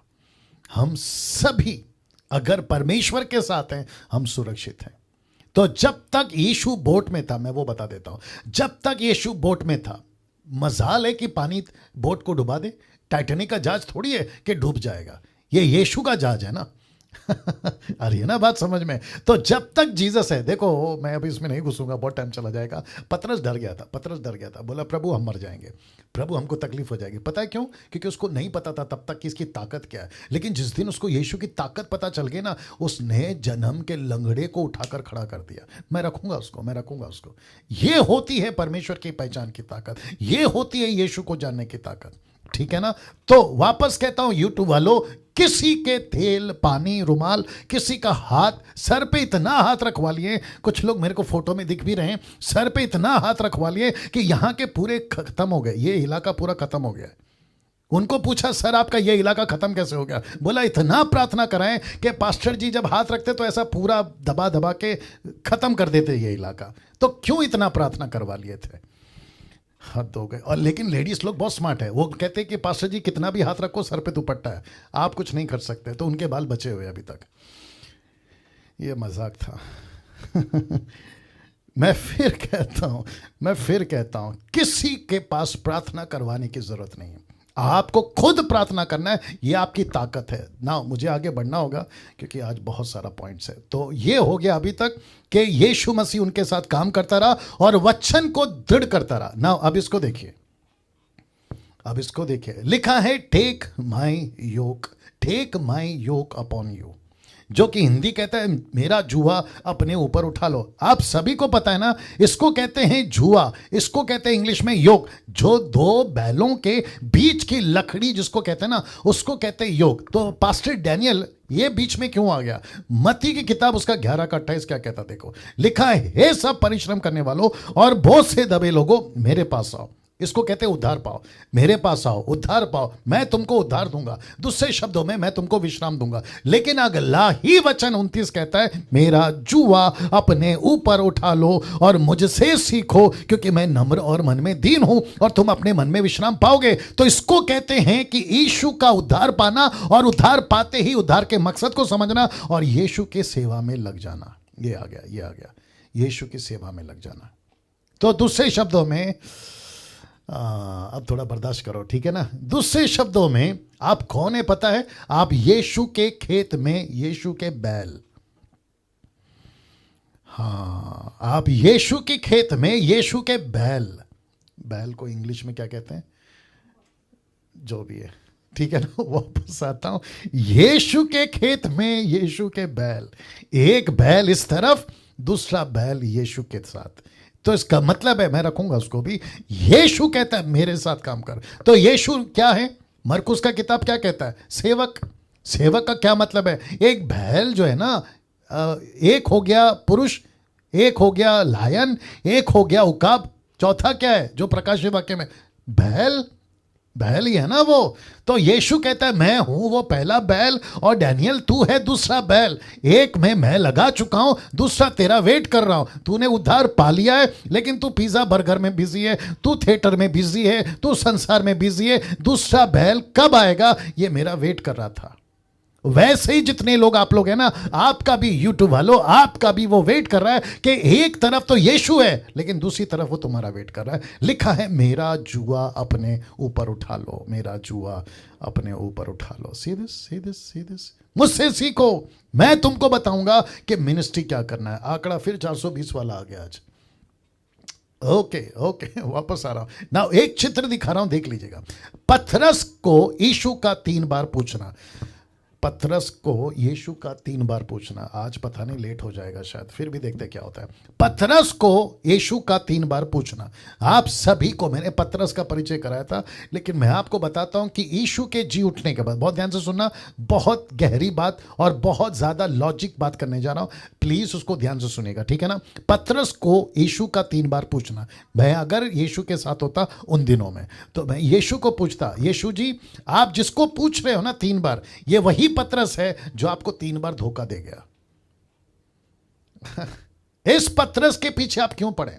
मैं आपको वचन पढ़वा देता हूं। पहले भोजन करने के बाद यीशु ने शिमोन पतरस से कहा, हे शिमोन योना के पुत्र, क्या तू इनसे बढ़कर मुझसे प्रेम रखता है? उसने उनसे कहा, हाँ प्रभु तू तो जानता है कि मैं तुझसे प्रीति रखता हूं। तब यीशु ने उनसे क्या कहा? ये पतरस से क्या कहा? मेरे मेमने को चरा। इसका मतलब है सैल्वेशन का पर्पस यहां पे आ रहा है। फिर कहता है उसने दूसरी बार उससे कहा, हे शिमोन योना के पुत्र, क्या तू मुझसे प्रीति रखता है, प्रेम रखता है? उसने कहा, हाँ प्रभु तू जानता है कि मैं तुझसे प्रीति रखता हूं। उसने कहा, मेरी भेड़ों की रखवाली कर। सैल्वेशन का पर्पस दूसरी बार आ गया। तीसरा, उसने तीसरी बार उससे कहा, हे योना, शिमोन योना के पुत्र, क्या तू प्रीति रखता है? पतरस उदास हुआ कि उसने तीसरी बार कहा कि क्या तू मुझसे प्रीति रखता है। उससे कहा, हे प्रभु तू सब कुछ जानता, तू यह भी जानता है कि मैं तुझसे प्रीति रखता हूं। अब जरा ध्यान दीजिएगा, यीशु ने उससे कहा, मेरी भेड़ों को चरा। तो फोटो फिर रख रहा हूं। मैं अगर यीशु के पास तब होता, मैं कहता, प्रभु आपके पास इतने सारे लोग हैं, आप किसी एक को चुन लो। पतरस जैसे आदमी को क्यों चुन रहे हो? जानते हो तब प्रभु ने क्या कहा? अभी जब मैं स्लाइड बना रहा था मैंने उसको डाला है, पहले ये चित्र देख लीजिए। एक तरफ पतरस जहां यीशु मिला, फिर पतरस वो जिसको मछली पकड़ कर लेकर आ जिसमें सिक्का मिलेगा, ये वो पतरस है जो पानी पे चल रहा है। लेकिन ठीक 2 चित्र रखा हूं जहां पतरस यीशु का इनकार कर रहा है मुर्गे के बांग देने के टाइम। आप देख सकते हैं, अगर आपको अभी नहीं दिख रहा है तो मैं जब आपकी पीडीएफ भेजूंगा तब आपको दिख जाएगा, ठीक है ना। तो ऐसा पतरस जिसको यीशु 3 बार कहता है कि पतरस तू ही है। कैसे बोलूं? पतरस तू ही है जिसके ऊपर मैंने 3.5 साल इन्वेस्ट किया है। पतरस तू ही है जो 3000 को प्रचार कर सकता है। पतरस तू ही है जो मेरे मिशन को आगे ले जा सकता है। इसको बनाते वक्त में जो बात मुझसे प्रभु ने करी, मैं यहां सबसे करना चाहता हूं कि जितने भी पास्टर्स, लीडर्स और मसीह मंथन के लीडर्स, लैंग्वेज के हिसाब से फेसबुक चलाने वाले, आप सभी कोऑर्डिनेटर्स, में आप सभी को कहना चाहता हूं कि इस वक्त यीशु आपको भी पतरस की तरह यही कह रहा है कि तुम ही हो जो मेरे नेक्स्ट ऑप्शन हो, तुम ही हो और तुम्हारे सिवा कोई नहीं है। मैंने प्रभु से पूछा, प्रभु पतरस ही क्यों? देख लीजिए, तब प्रभु कहता है कि पतरस बोलने में तगड़ा था। वाह, thank you sir, thank you so much for the response. पतरस बात करने में, बोलने में तगड़ा था। वो किसी के बाप से नहीं डरता था। वो कभी भी, आप पतरस की लाइफस्टाइल उठा के देख लो, अगर कभी टाइम मिला तो पतरस के जीवन के ऊपर प्रचार करूंगा।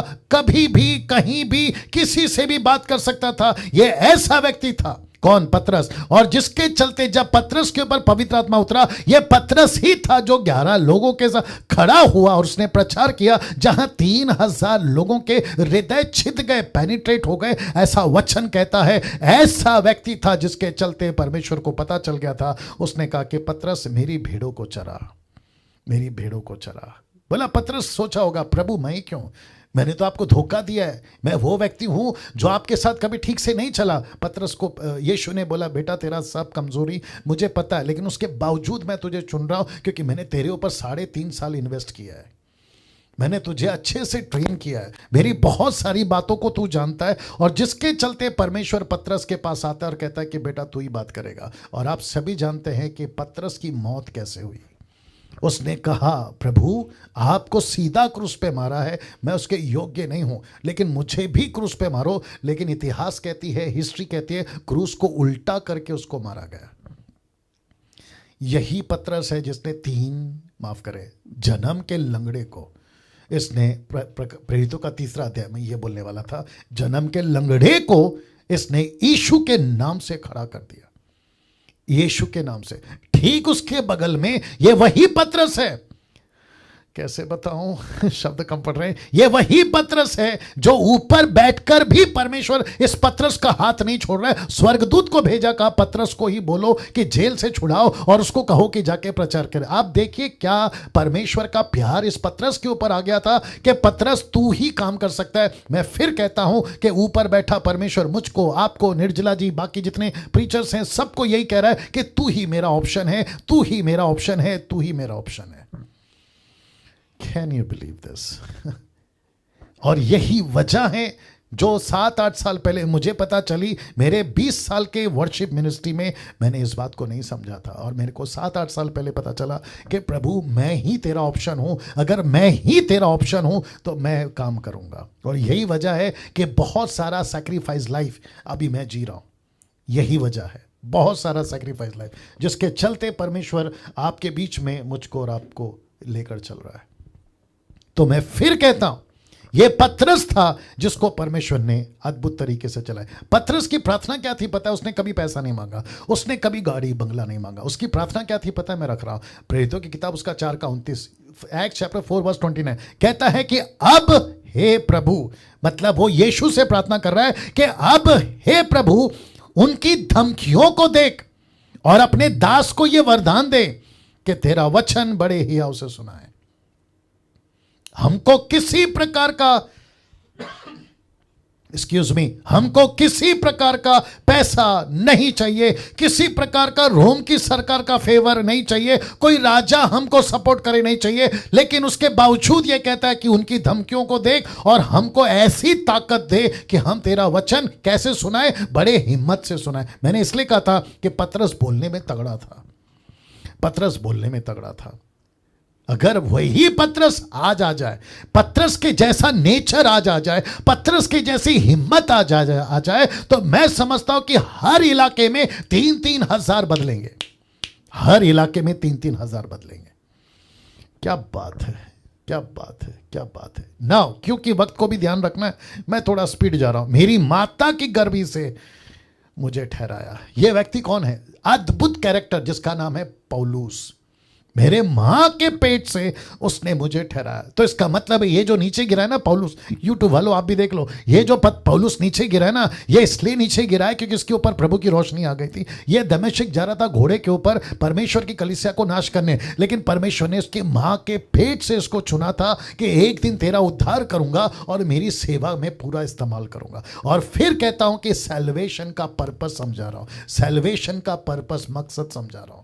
ये पौलुस है जिसको कहता है कि मुझे मां के पेट से ठहराया, गलतियों 1:15, परंतु परमेश्वर की जिसने मेरी माता की गर्भ ही से मुझे ठहरा। वही तो बताया ना अभी आपको, पौलुस की बातें हैं ये, मेरे मां के पेट से तूने मुझे चुन लिया और मुझे ठहराया, अपने अनुग्रह से बुला लिया। और जब इच्छा हुई, जब तेरी मर्जी हुई कि मुझ पर तू अपने बेटे को भेजे और अपने बेटे के द्वारा मुझसे बातें करे, इब्रानी भाषा में, और कहता है कि जब इच्छा हुई कि मुझ पर अपने पुत्र को प्रकट करे, और किया।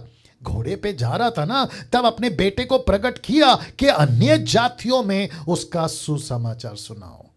क्या बात है। इसका मतलब है कि पतरस का घोड़े से नीचे गिरना, पतरस का 3 दिन अंधा बनना, पतरस का परमेश्वर के दास के द्वारा प्रार्थना करके अंधापन से बाहर आना, माफ करे पौलुस का, तो पौलुस के साथ में पतरस चल रहा था ना, पतरस आ गया दिमाग, पौलुस के साथ में ये सब होना, इन सब के पीछे एक मकसद था सुसमाचार सुनाना अन्य जातियों को।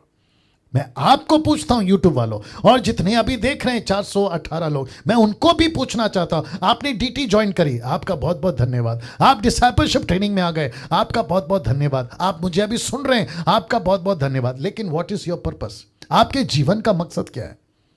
क्या सुसमाचार सुनाना है? तो आपको सलूट है, आपको सलूट है। यीशु के मकसद को पूरा करना है, आपको सलूट है। लेकिन तुम ऐसे क्रिश्चियन बन रहे हो कि तुमको घर बैठे बैठे प्रभु मेरी ये कर दे, प्रभु मेरी वो कर दे, मुझे पैसा दे दे, मेरा हेल्थ ठीक कर दे, ऊपर से परमेश्वर तुम्हारे ऊपर रद्दी भर भी ध्यान नहीं देगा। ऐसे क्रिश्चियंस यीशु को नहीं चाहिए। लिखा है कि अन्य जातियों में उसका सुसमाचार सुनाओ, तो ना मैंने मांस और लहू से सलाह ली। इसका मतलब है मैं किसी मनुष्य के सपोर्ट नहीं लिया, ये उसका मतलब है। मैं किसी शास्त्री फरीसी के पास नहीं गया, ये उसका मतलब है। मैंने किसी डिनोमिनेशन का सपोर्ट नहीं लिया, ये उसका मतलब है। मैंने किसी से फंड नहीं मांगा, ये उसका मतलब है। मुझे पैसे दे दो सेवा का, ये उसका मतलब है। उसने कहा मैं टोटल इंडिपेंडेंट, यीशु के ऊपर भरोसा रखकर मैं अपनी सेवा शुरू करूंगा। तो जितने भी अभी मुझे सुन रहे फेसबुक और यूट्यूब पर, ये जो तुमने तमाशा लगा के रखा ना कि मेरे पापा हैं, मेरे मेंटर हैं, मेरे अफ्रीका में पापा हैं, मैं उनसे प्रार्थना करवाऊंगा, मैं उनसे अपनी प्रार्थना करवा लूंगा, जब उनका हाथ मेरे ऊपर आएगा तब मैं सेवा करूंगा। पापा से बड़ा हाथ, मेंटर से बड़ा हाथ, आपके डिनोमिनेशन के सो कॉल्ड बिशप के से बड़ा हाथ, परमेश्वर का हाथ आपके मां के पेट में आने से पहले आपके ऊपर आ चुका था। द बुक ऑफ जरमाया चैप्टर 1:5 कहता है कि तेरे मां के पेट में उसने अभिषेक कर दिया था। यस और नो? यस और नो? तो जब आपका अभिषेक हो चुका है तो क्यों जरूरत है किसी के मेंटरिंग की? मेंटरिंग का मतलब है अगर आपको मुझ जैसे लोग मिलते हैं जो वचन का सलाह देते हैं, जो जकई के लिए कोई पेड़ बनते हैं, वो मेंटरिंग ठीक है। लेकिन आपको जिस दिन यीशु मिल जाता है, आपको यीशु से सीखना है, आपको पवित्र आत्मा से सीखना है। यही तो पता लगा है ना मत्ती के 11:29 में, मुझसे सीखो, यीशु कहता है, मुझसे सीखो। यीशु कहता है मैं सिखाऊंगा डैनियल। आज डैनियल को कौन सिखा रहा है? कोई बाइबल कॉलेज नहीं की, मैं उसके खिलाफ भी नहीं हूं, लेकिन मुझे कौन सिखा रहा है? यीशु सिखा रहा है, पवित्र आत्मा सिखा रहा है। That's it. वाह। इफिसियों 2:1 से 2 तक में फिर आगे बताऊंगा। उसने तुम्हें भी जिलाया जो अपने अपराधों और पापों के कारण मरे हुए थे। ये पौलुस है जो अभी हमारी बात कर रहा है। कहता है जिनमें तुम पहले संसार की रीति पर आकाश के अधिकार के हकीमों अर्थात उस आत्मा के अनुसार चलते थे, यानी कि लूसीफर की बात हो रही है, जो अब भी आज्ञा ना मानने वालों में कार्य करता है। वचन 3, उनमें हम भी सबके सब पहले अपने शरीर की लालसाओं के अनुसार दिन बिताते थे, शरीर और मन की मनसाएं पूरी करते थे और लोगों के समान स्वभाव ही से क्रोध की संतान थे, परमेश्वर के विरोध में काम करते थे। वचन 4 कहता है परंतु परमेश्वर ने जो दया का धनी है, परमेश्वर जो दया का धनी है, अपने उस बड़े प्रेम के कारण जिससे उसने हमसे प्रेम किया जब हम अपराधों के कारण मरे हुए थे, लिखा है तो हमें मसीह के साथ जिलाया, अनुग्रह ही से तुम्हारा उद्धार हुआ है, मसीह यीशु में उसके साथ उठाया और स्वर्गीय स्थानों में उसके साथ बैठाया, कि हम अपनी उस कृपा से जो मसीह यीशु में हम पर हुई है, आने वाले समयों में अपने अनुग्रह का असीम धन दिखाए। क्योंकि परमेश्वर के द्वारा अनुग्रह ही से, ओके ये ठीक है, अनुग्रह ही से तुम्हारा उद्धार हुआ है, और यह तुम्हारी ओर से नहीं वरन परमेश्वर का दान है। वचन 9, और न कर्मों के कारण, ऐसा ना हो कि कोई घमंड करे। अब वचन कॉन्टेक्स्ट 10 आ गया, 10 का कॉन्टेक्स्ट देख लीजिए, क्योंकि हम उसके बनाए हुए हैं। दूसरा कहता है मसीह यीशु में उन भले कामों के लिए सिरजे गए हैं। फिर कहता है जिन्हें परमेश्वर ने पहले से हमारे करने के लिए तैयार किया। इसका मतलब है कि मुझको और आपको पहले से ठहराया। निर्जला जी, एस्तर जी, ब्रदर पॉल जी, आप जितने भी प्रभु के दास हैं, मैं सबको तो नाम नहीं ले पा रहा हूं, आप सभी को एक एक को परमेश्वर ने पहले से ठहराया है, आपको पहले से ठहराया, ताकि आप सब मिलकर परमेश्वर की उस योजना में चल सके। और मैं फिर कहता हूं, परमेश्वर बहुत पर्टिकुलर है, वो सबके साथ काम नहीं करता, वो सबके साथ नहीं चलता, वो सबकी बातों में आमीन नहीं मिलाता। जो उसकी दर्शन में, वो उसी के साथ काम करता है ना। क्योंकि मेरे को वक्त कम है, आगे कुछ बातें और रखनी है। ये चित्र देख लीजिए, ये चित्र देख लीजिए, और साथ ही साथ ये चित्र देख लीजिए। अब आपको दिख रहा है कि यीशु एक ही टाइम, माफ करें, यीशु 2 जगह पे प्रचार कर रहे हैं, एक तरफ फिर दूसरी तरफ। ये क्या है देख लीजिए, लूका की किताब उसका 4 अध्याय वचन 13, the book of Luke chapter 4 verse 43। परंतु यीशु ने कहा, परंतु उसने उनसे कहा, मुझे और नगरों में भी परमेश्वर के राज्य का सुसमाचार सुनाना अवश्य है। जब यीशु खुद इस बात को जानता था, यीशु खुद प्रचार करते थे एक नगर से दूसरे नगर, दूसरे नगर से तीसरे नगर, तो आपको आपके उद्धार का मकसद नहीं समझना चाहिए कि आपको भी परमेश्वर ने प्रचार के लिए बुलाया है? या लिखा है क्योंकि मैं इसीलिए भेजा गया हूं। किसको? यीशु को इसीलिए भेजा गया। मुझे याद आ रहा है, यीशु जब 12 साल के थे, माफ करिए थोड़ा टाइम जाएगा लेकिन बर्दाश्त करिए, ठीक है ना। यीशु जब 12 साल के थे, उसकी मां पूछ रही थी, आप 3 दिन तक हमको क्यों नहीं मिले? तो जानते हो यीशु ने क्या कहा? क्या तुझे नहीं पता कि मैं दुनिया में क्यों आया? इंग्लिश ट्रांसलेशन बहुत अच्छा कहता है, Luke chapter 2 verse 49, I have come to do my father's business. यीशु कहता है मैं अपने पिता के बिजनेस में आया। पिता का बिजनेस क्या है? लिखा है मैं इसलिए आया हूं ताकि मैं उसका वचन सुनाऊं, मैं उसका वचन सुनाऊं। आप कहीं पे भी क्या करूं कितनी बात करना आता है वो इंपॉर्टेंट नहीं है। आपकी शब्द कितनी पावरफुल है, मतलब आपका आवाज, वो इंपॉर्टेंट नहीं है। आपकी पर्सनैलिटी कितनी खूबसूरत है, वो इंपॉर्टेंट नहीं है। आपकी हाइट कितनी है, वो इंपॉर्टेंट नहीं है। लेकिन किसको लेकर चल रहे वो इंपॉर्टेंट है। हो, जिसको लेके चल रहे हो ना, वो यीशु है, वो यीशु है, वो यीशु है, वो करता है असर ना। ये चित्र देख लीजिए, ये चित्र देख लीजिए, मैं समाप्ति पे भी आ रहा हूं। ये चित्र देख लीजिए, ये चित्र देख लीजिए। लिखा है यूहन्ना 5:17, इस पर यीशु ने कहा, इस पर यीशु ने कहा, मेरा पिता अब तक काम करता है और मैं भी काम करता हूं, मैं भी काम करता हूं। क्या कभी ये बाइबल में वचन पढ़ा था जहां यीशु कहता है मेरा बाप जो ऊपर बैठा है, एलोहिम, परमेश्वर, यहोवा, यावे, वो काम करता है और मैं भी काम करता हूं? Can you believe that? अब एक प्रश्न उठता है, कौन सा काम? पहला फोटो देख लीजिए, कौन सा काम? कौन सा काम? वो एक ही काम है, फसल पक चुकी है, मजदूर थोड़े हैं। आंख उठाकर देखो, क्या तुम नहीं कहते कि कटनी में अब भी 4 महीने पड़े हैं? देखो मैं तुमसे कहता हूं, अपनी आंखें उठाकर खेतों पर दृष्टि डालो, वो कटनी के लिए पक चुके हैं। ये काम करता है परमेश्वर। इसको कहते हैं परमेश्वर के राज्य का काम, इसको कहते हैं आत्मा बचाने का काम, इसको कहते हैं कि परमेश्वर कहता है कि मेरा पिता और मैं 24 घंटे काम करते हैं। वाह दोस्तों, कैसा लग रहा है? या थैंक यू। कैसा लग रहा है? कैसा लग रहा है? मुझे ऐसा लगता है कि जैसे जैसे डीटी का, डिसाइपलशिप ट्रेनिंग का वक्त बढ़ेगा, आप में से सारे के सारे आखिरी दिन ये बोल पाओगे कि पास्टर डैनियल अब हमको छोड़ दो, अब हम जाकर ये देख लो कटनी काटेंगे। अब हमको छोड़ दो, हम कटनी काटेंगे। और मैं आपको बताऊं, मेरे को एक लॉजिक देने दीजिए, आपको एक कनेक्शन देने दीजिए, फिर यूट्यूब के लोगों आप भी सुनिएगा। लिखा है मेरा पिता काम करता है और मैं भी काम करता हूं। आप सोचिए, अगर परमेश्वर आत्माओं को जीतने के काम में बिजी है, तो बीच में आप जो कहते रहते हो ना कि प्रभु मेरा वीज़ा करा दे, प्रभु मेरा 2 BHK करा दे, मेरे को साइकिल से मोटरसाइकिल दिला दे, मेरा हेल्थ ठीक कर दे, सोचो उसको कितना गुस्सा आता होगा। सोचो उसको कितना गुस्सा आता होगा। कुछ प्रीचर्स हैं ऐसे, नाम तो खैर मैं किसी का भी नहीं लेता हूं, कुछ प्रीचर्स हैं ऐसे जो ऐसा प्रचार कर रहे हैं मसीह की दया में, कहते हैं कि जब तुम आशीषित होते हो, जब तुमको कुछ अच्छा मिल जाता है, जब तुम्हारा 2 BHK बंगला, वीजा, गाड़ी, बिजनेस, नौकरी जब हो जाता है, तो ऊपर बैठा परमेश्वर तुमसे खुश हो जाता है। माय गुडनेस, जबकि उल्टा होना चाहिए। आप परमेश्वर को बोलना चाहिए कि परमेश्वर आप खुश तब होते हैं जब यहां पृथ्वी पे मैं आप किसी के आत्माओं को बचा लेता हूं, किसी को आपका वचन सुना लेता हूं, किसी को बपतिस्मा दिला देता हूं, चेला बना देता हूं, तब आप खुश होते हैं।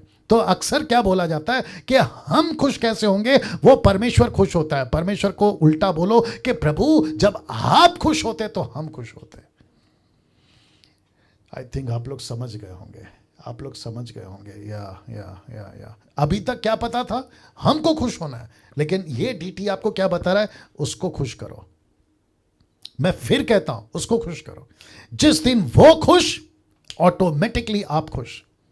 जिस दिन उसका काम पूरा हो गया, आपका काम डंके की चोट पे बोलता पूरा होगा।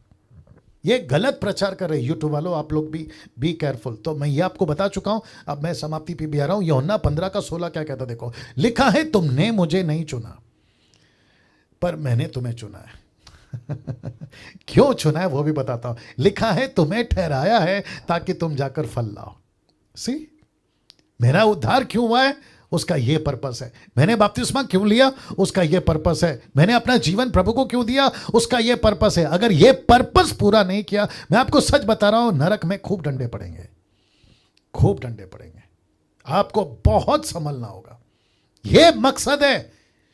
क्या करूं, कुछ लोग कहते हैं मैं 10 साल से क्रिश्चियन हूं, मेरे पूर्वजों से क्रिश्चियन हूं, मेरे ताता ताता, नाना नानी, काका काकी, ये सारे क्रिश्चियन थे, हम लोग तो 4th जनरेशन से क्रिश्चियन है। तो फिर प्रश्न उठता है, आप 4th जनरेशन से क्रिश्चियन से फल कितना लाया, फल कितना लाया, फल कितना लाया। लिखा है तुमने नहीं चुना, मैंने चुना है, और इसलिए ठहराया है कि तुम फल लाओ।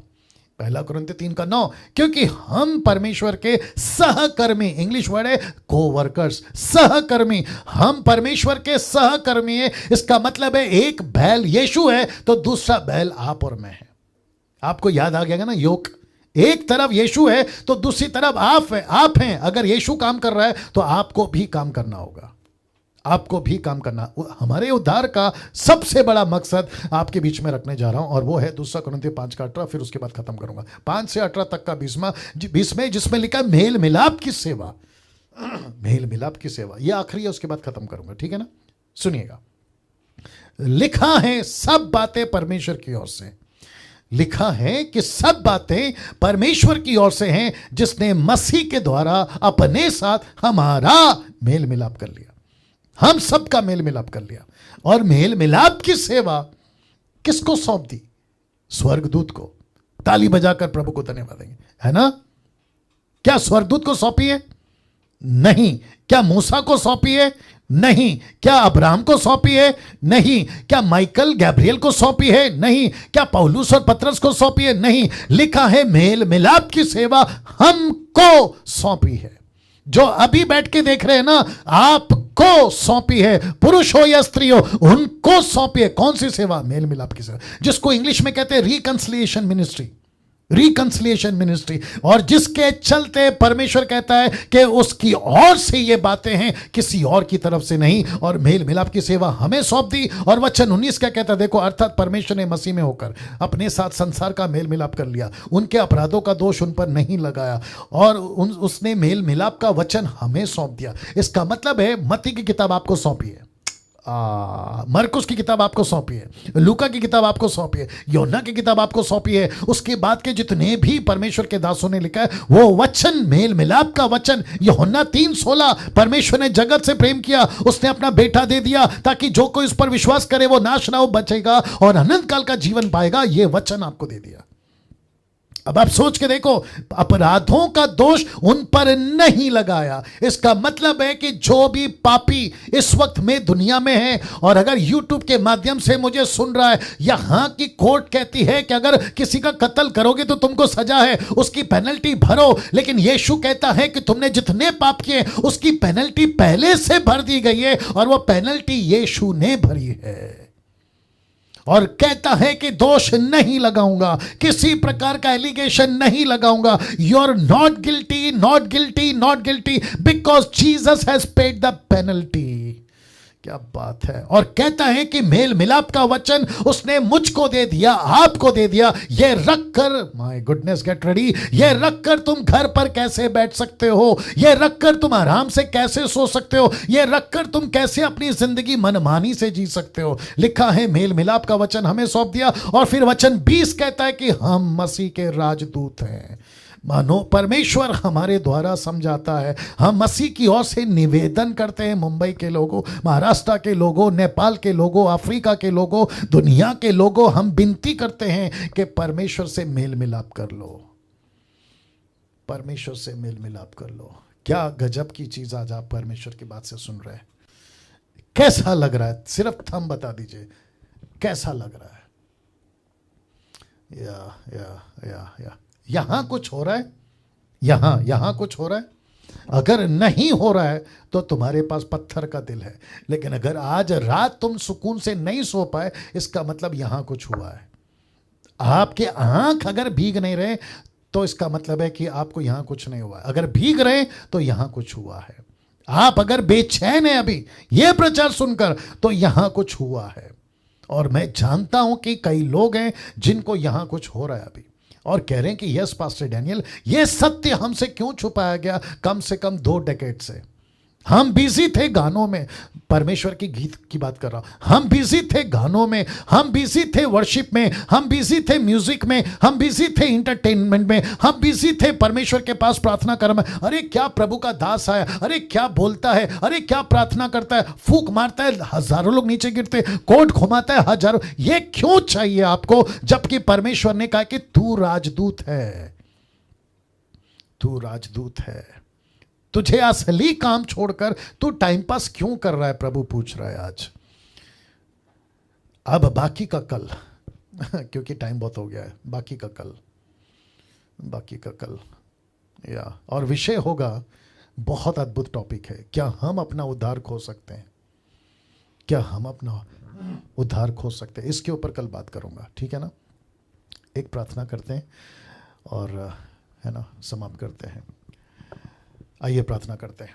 सृष्टिकर्ता पिता यीशु के नाम में जितनी बातें अभी यहां पर हुई हैं प्रभु, मैं विनती करता हूं पिता, एक भी शब्द बिना फल लाए नहीं जाना है बेकार, बल्कि प्रभु एक एक शब्द वचन को मजबूत करने के लिए तेरी सहायता चाहिए, ताकि यह परिपक्व हो जाए। यूट्यूब के लोगों के लिए भी मैं प्रार्थना करता हूं, इन सभी से बात करिए प्रभु, इन सभी को परमेश्वर मैं प्रार्थना करता हूं कि तेरे इस मिशन में जोड़िए प्रभु।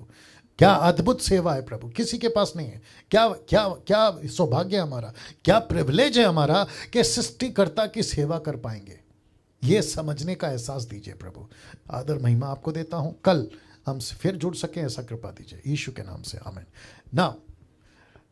नाउ